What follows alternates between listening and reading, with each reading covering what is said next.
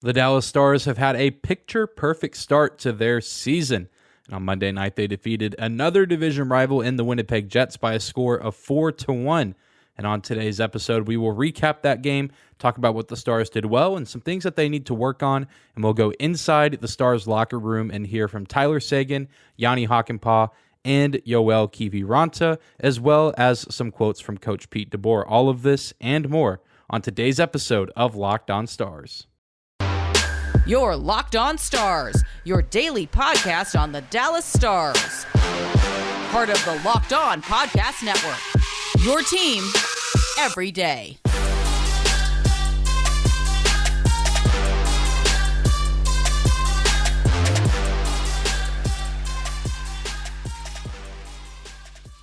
Howdy, Stars fans. Welcome back to the Locked On Stars podcast, the only daily podcast covering the Dallas Stars, part of the Locked On Podcast Network, your team every day. I'm your host, Dane Lewis, your local expert on all things Dallas Stars hockey, credentialed member of the Dallas Stars media, coming to you on this Tuesday, October 18th. And whether this is your first time here or you are a recurring listener of the show, thank you for stopping by and for making Locked On Stars your first listen of the day.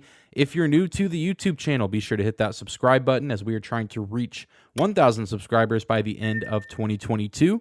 And if you're listening on your favorite audio podcasting platform, you can give us a follow on there as well. We are free and available no matter where or how you choose to listen. You can also find and follow us on social media at Locked On Stars on Instagram and Twitter, and my personal Twitter account at Dane_Lewis for all things Dallas Stars, Dallas sports in general, college football, all of that good stuff. Always tweeting about sports over on the good old Bird app, as people sometimes say these days. Maybe not. Maybe that's an outdated statement. But what is not outdated is the Dallas Stars this season.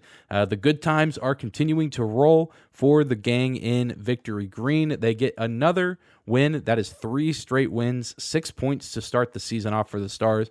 Literally could not have a better start to the season. There are a few other undefeated teams still left in the league as well, but I honestly didn't expect the Stars to be amongst that group at this point in the year. I figure maybe they dropped that opening game on the road in Nashville, but this team has continued to defy many people's expectations, and it is early. There's still several games to be played, 79 games still left for the Stars this season, but things look really good for this team right now, and it seems like they can't do too many things wrong. And they get another big win last night against their division rivals, the Winnipeg Jets, a team that they played 4 times last season, and all 4 times the games required overtime or a shootout. That was not the case in Monday night's matchup, although there is no love lost between these two teams. One of the craziest moments of the night was Luke Glendening just absolutely destroying David Gustafsson and then shoving him over the boards over by the benches. So not quite as physical all around as some of the matchups from last season, but certainly you can still tell that these two teams do not like each other, and it has to feel pretty good for the Dallas Stars. I believe this is now 4 wins in a row against the Winnipeg Jets, which is pretty good for this team. And the most important part is the win streak continues into the season.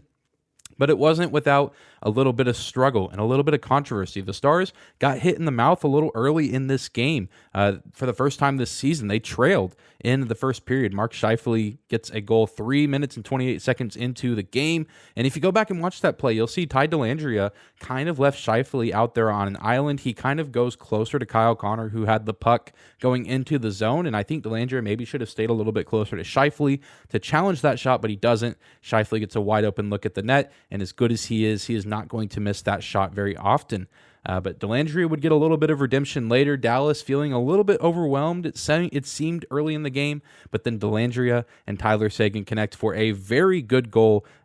Dellandrea just kind of along the boards and didn't really seem like he knew if anyone was there, but he sends the puck to the slot, and Tyler Seguin is there to bury it to tie the game.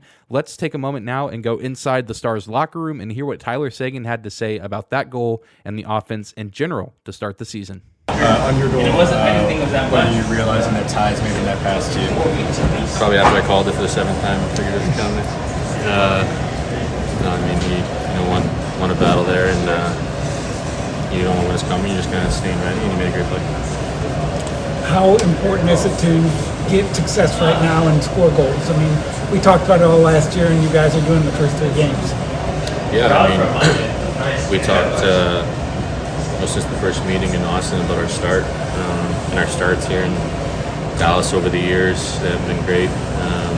We've been chasing the ball all the way to American Thanksgiving, and sometimes out of playoffs, just fighting for our lives, and wanted to come off to a good start, and 3 is good. Is there a key to scoring goals? I mean, you guys are getting opportunities, but then you got them last year too. Just converting. Yeah, our opportunities this year feel a little different. A lot more on the rush, just playing a lot quicker. Our D are really moving that puck up quick, and our forwards are getting open, and it's hard to stop. This has just been an ideal start to the season offensively, both for the entire team, but also Seguin as well, who gets his first goal of the season, had a 3-point performance, 3-assist performance in Nashville on opening night. And so it's great to see just how excited he was. I know that this, even on YouTube, we only had audio of that post-game interview with Tyler, but he was smiling. He was kind of cracking jokes with some of the other reporters before we started asking questions. He just seems to be in a really good mood, and the team in general just seems to be in a really good place, both on and off the ice, generating those opportunities on the rush and just playing a lot more free and loose of an offensive game than what we saw last season. And the offense just continued to roll on after that in the second period with an absolute laser of a shot from Jani Hakanpaa near the top of the zone. There was a Dallas Stars kind of fan showcase skills challenge, if you will, on Sunday afternoon, and during that, Jani Hakanpaa had the fastest recorded shot at 98 miles per hour, although you heard the radar gun was not necessarily working well all the time, so who knows if it was faster. But Jani Hakanpaa with a big goal, both physically actually a big goal, but also just for the team. It really sent the building into a frenzy, and I think got the Stars going as far as morale. Let's hear what Jani Hakanpaa had to say about his big goal. Coming off the skills challenge, is that kind of the hardest shot? Is that what you were doing there? Yeah, I guess the guys were telling me, we got warmed up yesterday. So, it was nice. Got some time, so I thought, just blast one. It was nice to win in. It was a great feeling. When you put a shot like that, are you looking to score, or are you just trying to create chaos in front of the net? What are you trying to do there? Depends on the situation. On that one, I was going for the net for sure. It just depends what I see, sometimes, or most of the times nowadays. There's so many guys in front, guys trying to block shots and whatnot, so you're just trying to float it through. But I think, if you have time like that, I think just trying to, score on those. Yeah, it was great to hear from Jani Hakanpaa after the game, and he is as big as he looks. He didn't even have skates on, and standing next to him in the locker room, I felt like I was just staring straight up at him. Very humbling experience, but also a very kind guy, very big smile, very well-spoken too, Jani Hakanpaa. Very good interview. Hopefully we get to talk to him more this season. And the last guy that I want to talk about who helped the Stars respond from some adversity early in the game was Yoel Kiviranta. A very massive goal for this team. He missed an opportunity earlier on the shift that he scored on. He was very close to the crease in front of the net, whiffs on a few shots, misses out on a high-quality scoring opportunity, but then later gets a little bit of redemption when Esa Lindell gives him a nice pass, and he finishes on the one-timer. Let's go to Yoel Kiviranta now to hear how he felt about his first goal of the season. The entire shift, it looked like you were working. Can you take us through that shift of, along the boards, then in front of the net, and then scoring the goal? Yeah, that was it was a big thing for our line to create more offense from the last 2 games, and to be honest, our first period it was far away from that, and we just try to get good feeling and try to pressure them more, and that's the way how we can create more. And that shift, I had a one-on-one with that big guy, and I think I dropped my toolbox on the floor. I didn't know what to do, and luckily I got another one. Front of the net before your goal, is that disappointing when you're not able to get it in there, and how do you move on from that real quick and then go out and then score? It would be disappointed if I would go to the bench without that goal right after, but of course when we are in our zone there's no time to think about that. It's just play with the game. It's absolutely great to see the offense from the top line, from guys like Marchment, Tyler Seguin, but also great that we've been getting some offense consistently from some of these bottom six guys, whether it's Wyatt Johnston or a guy like Yoel Kiviranta last night. The offense isn't just coming from one player or one small group of players. They're getting production from everybody. Miro Heiskanen got another goal tonight. Jani Hakanpaa gets his goal. I mean, we're seeing scoring chances and executed goals from everywhere on this roster. And that's a huge reason why the Stars are continuing to be successful throughout the early stages of this season. And although things seem to be all sunshine and rainbows, there are still some things that the Stars can work on in order to improve and become an even better team. We'll talk about that after a quick break and a thank you to one of our sponsors. Today's episode of Locked On Stars is brought to you by our friends at Built Bar. If you haven't tried Built Bar Puffs yet, you're depriving yourself of one of life's greatest joys.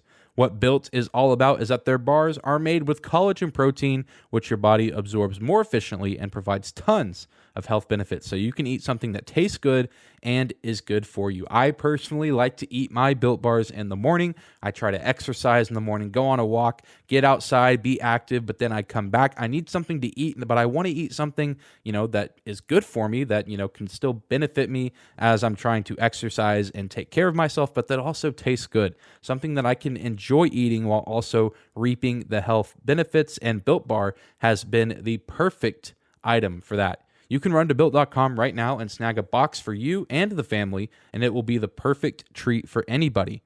Whether you need a snack for your workout, a late night treat, or just need to grab a quick bite, Built is the perfect protein bar, and they taste better than a candy bar. So ditch the calories, the fat, and the sugar, and grab yourself a Built Bar. You can go to Built.com right now and use the promo code LOCKEDON15 and get 15% off your order.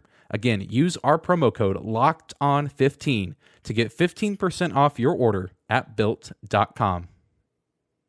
All right, we're moving on this Tuesday episode of Locked On Stars. Thank you again for making us your first listen of the day. If you're new to the YouTube channel, hit that subscribe button. Thank you guys for continuing to tune in. This has been an incredibly fun start to the season, both on the ice for the Stars, and you guys are just continuing to listen and tune in on YouTube. It's been absolutely fantastic. Thank you guys for the continued support.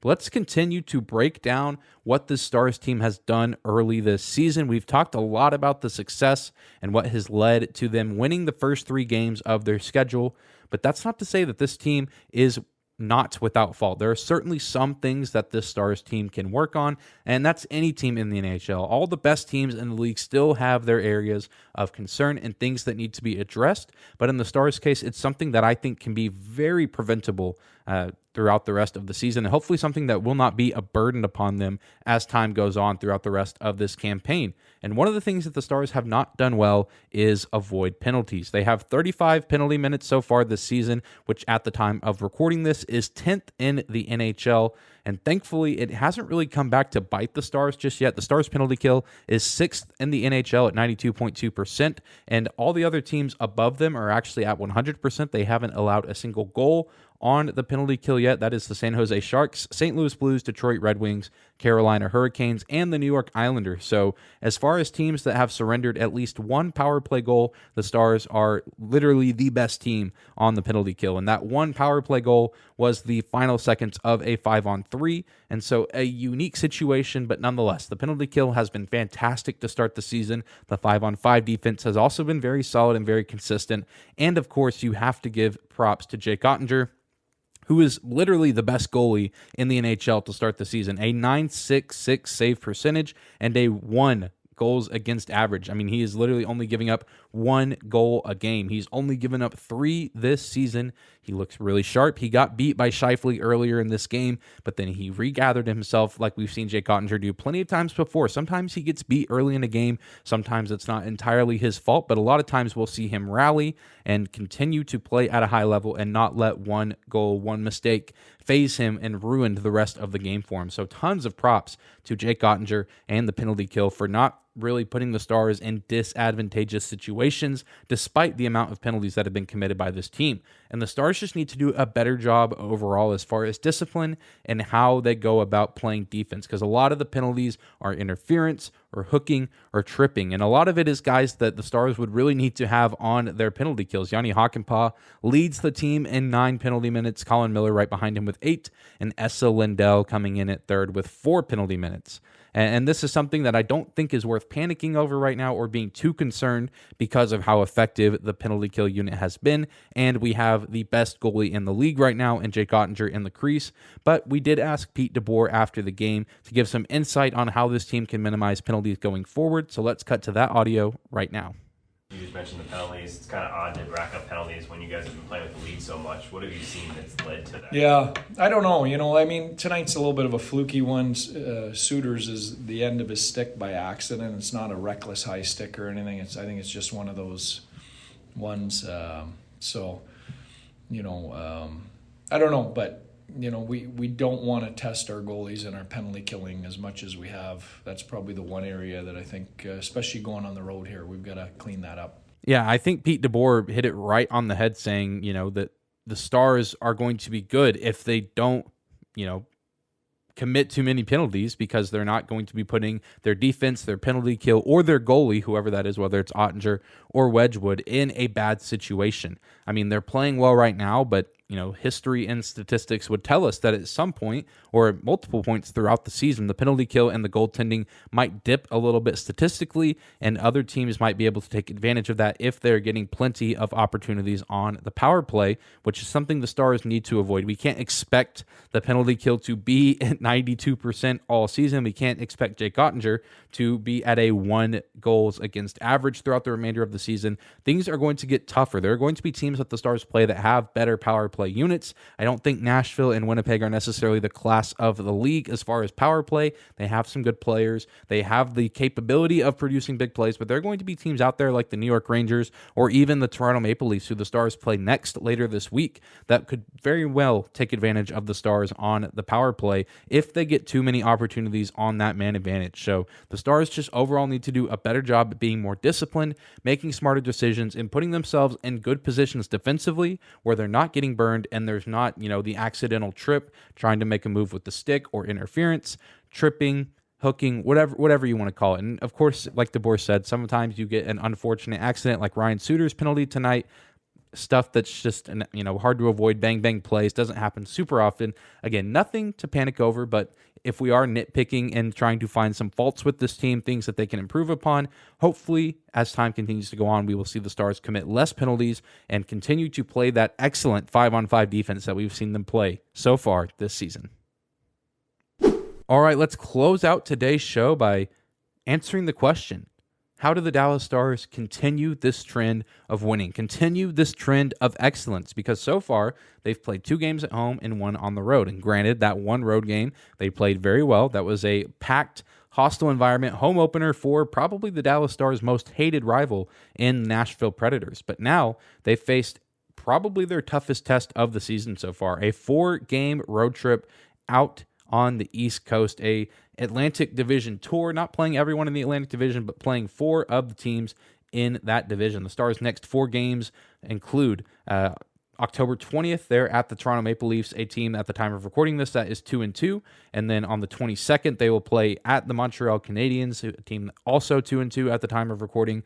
Then on Monday, the 24th, they will take on the Ottawa Senators, who at the time of recording this have not won a game, 0-2 to start the season. And then after that, the day after the first back-to-back of the season, Ottawa on Monday, and then Boston on Tuesday, the 25th, a team similar to the Stars that is off to a fantastic start, 3-0 to start the season. And this is a very tricky road trip. The Maple Leafs have some of the best offensive talent in the league. They have Austin Matthews, who is bound to be one of the top goal scorers this season.